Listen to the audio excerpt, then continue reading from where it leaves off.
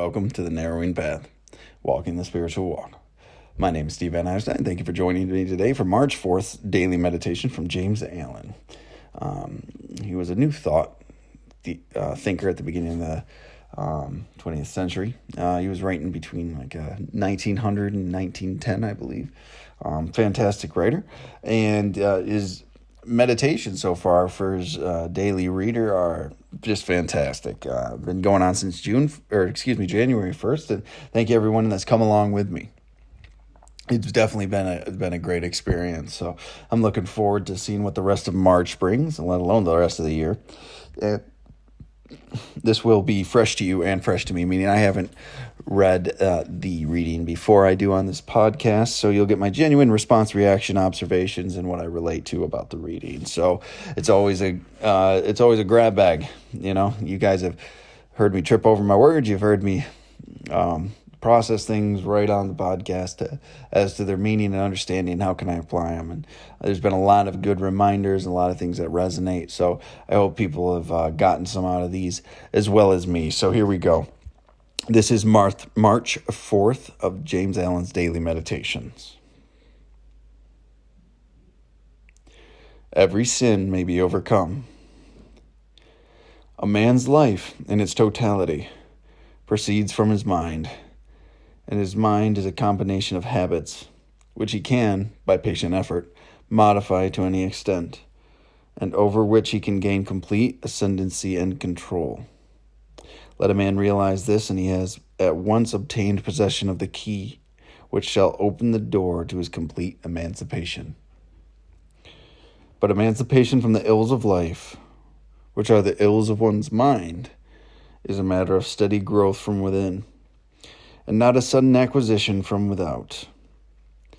Hourly and daily must the mind be trained to think stainless thoughts and to adopt right and dispassionate attitudes, until he has wrought out of it the ideal of the holiest dreams. The higher life is a higher living in thought, word, and deed.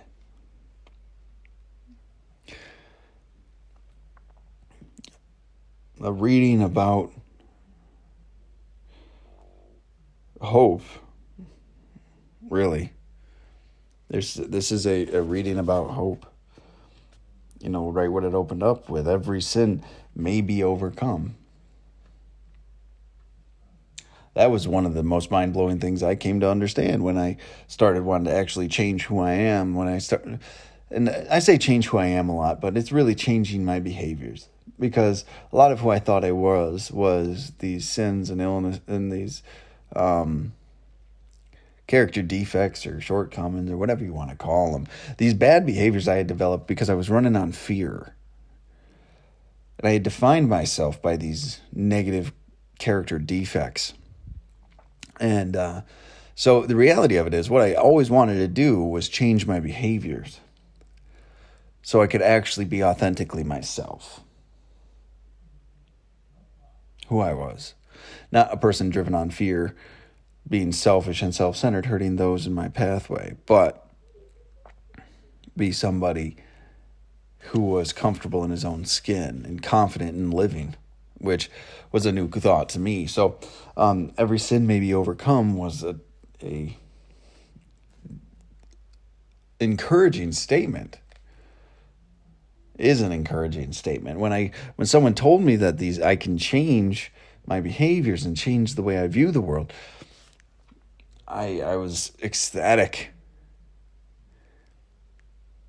A part of me almost didn't believe it was possible for me, but other people believed it was. So I chose to believe them.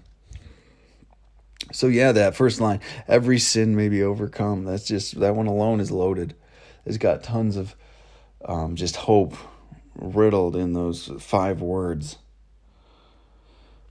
He goes on, and a man's life in its totality proceeds from his mind, and his mind is a combination of habits, which he can, by a patient effort, modify to any extent, and over which he can gain complete ascendancy and control. So, the short form of that is a man can gain complete ascendancy and control of his own life. because a man's life in its totality proceeds from his mind. So if our entire life is an extension of how we think in our inner life, in our mind and our soul, is mind a combination of habits, which is the thoughts we think, the habitual thoughts we think, and then in repetition, because yesterday I believe we talked about repetition, didn't we? Yeah. And which you can, by patient effort, modify to any extent. It could be small, or it could be a major just reversal of thought process. How encouraging is that? And over which you can gain complete ascendancy and control. So, through realizing your life is a manifestation of what's going on in your mind, you can gain complete ascendancy and control, complete domain and dominion over these things. Dominion over these things. And how you want to run your life and how you want to participate in the life happening. What a blessing that is. What a mind-blowing promise that is. Gain complete ascendancy and control.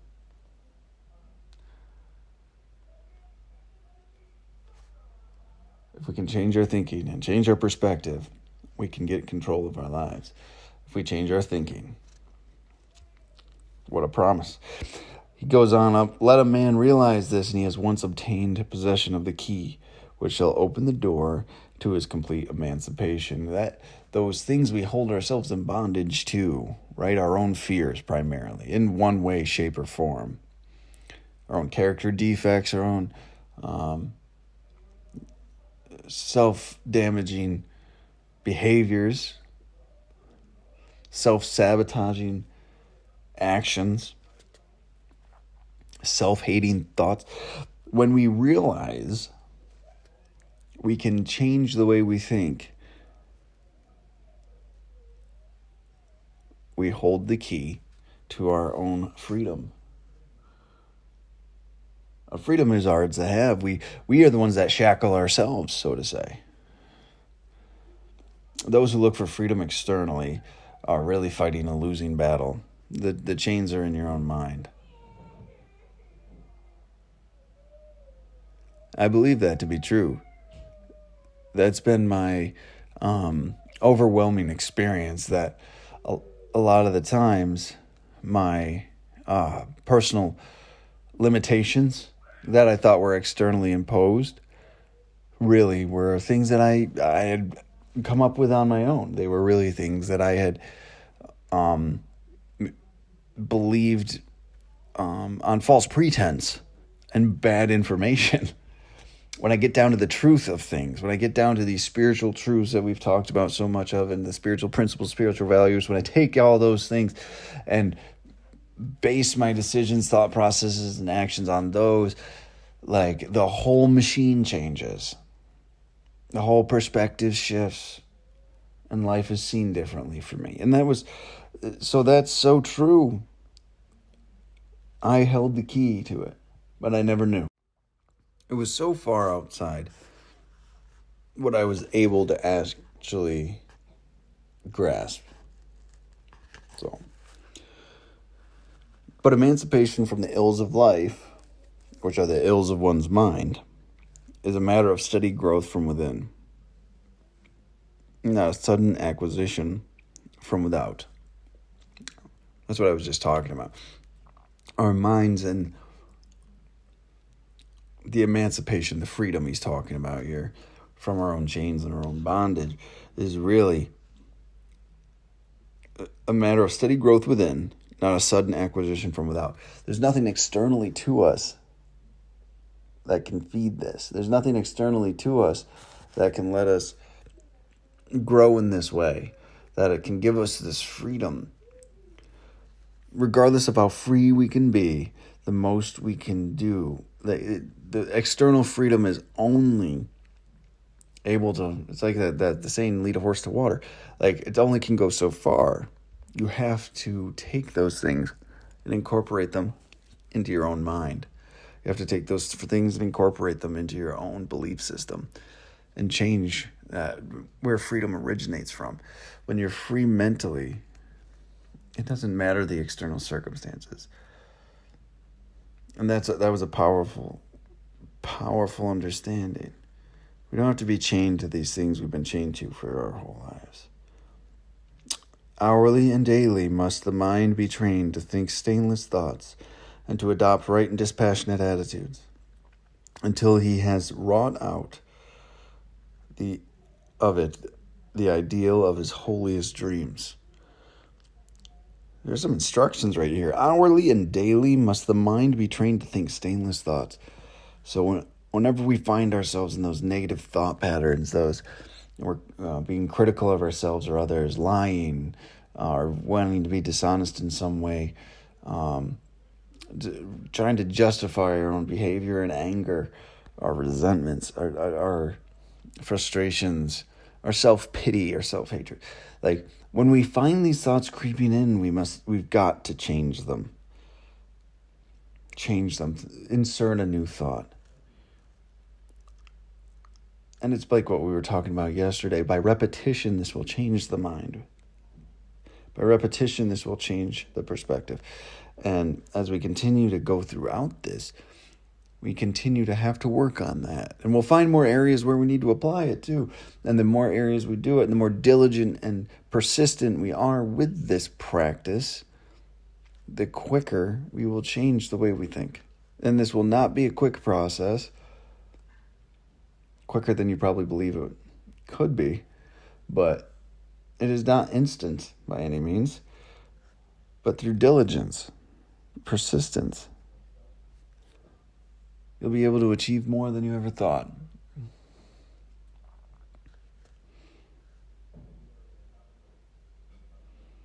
Hourly and daily must the mind be trained to think stainless thoughts, thoughts based in love, genuine caring and kindness for another human being,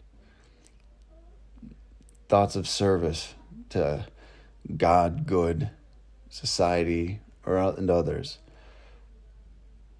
Thoughts not based on reciprocity or what you can gain. Thoughts based outside of yourself. What a joy those are. What peace comes with that. When to be able to think with logic and reason, to acknowledge the emotion, but not have to make decisions from it, to adopt right and dispassionate attitudes, to be calm, to be centered, to be strong and able to stand alone,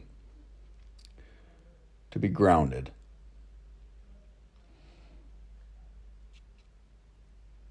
Until he has wrought out of it the ideal of his holiest dreams, until we have come to a place where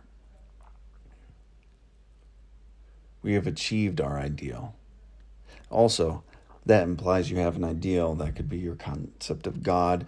That could be just your personal goals and aspirations for how you want to be, the type of person you want to conduct yourself as. It's attainable.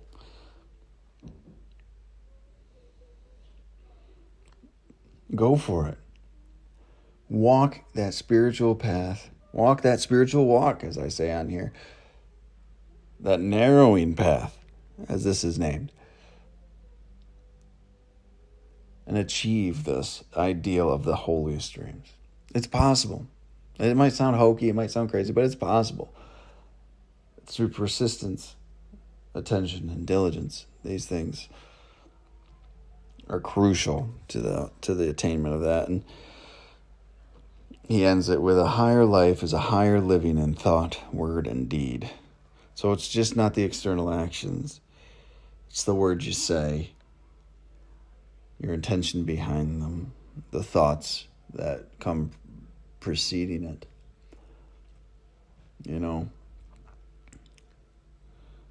The higher life is a higher living in thought, word, and deed.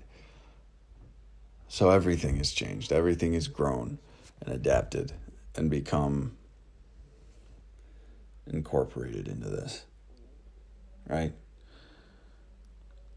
Into this higher life. So Fantastic reading for March 4th today. Thank y'all for joining me. It was a lot of hope right there. A lot of truth about how the key's really in our hands to our own personal freedoms. Let us shake the chains that we've placed upon ourselves, or others have placed upon us mentally that they didn't know. Our parents have done it, our friend group has done it, and we just accepted those limitations and those bonds.